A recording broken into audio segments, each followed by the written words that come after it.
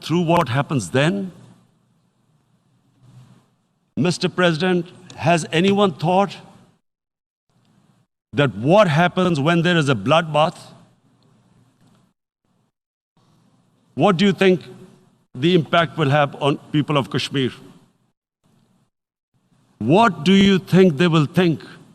The way they have been boxed in their houses, treated like worse than animals, no rights. Thousands of all the political leadership has been arrested, taken out of Kashmir. Even those Kashmiri leaders who were pro-India have been taken out. 13,000 boys have been picked up and taken to God knows which destinations. So what do they think? What will the people of Kashmir do when they lift the curfew?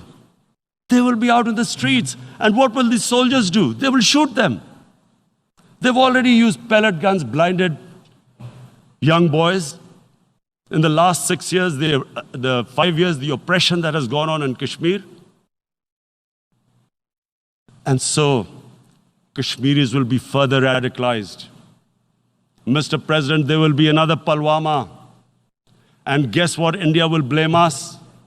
They're already blaming us. They're saying all this is happening because of Pakistan. One of their defense ministers said there are 500 terrorists lined up on the border to go in.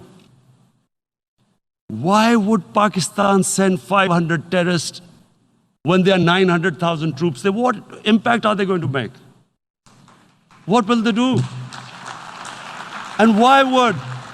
Don't we know that the moment there is some terrorist attack, all that will happen is there will be further cruelty and oppression of the people of Kashmir.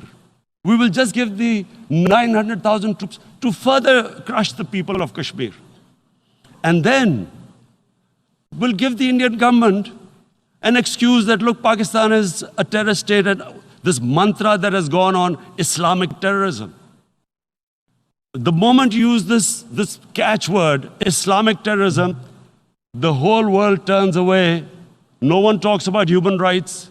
You can do whatever you want, which is what has happened in Kashmir, because they keep using this word, Islamic terrorism. And this is what they're doing right now.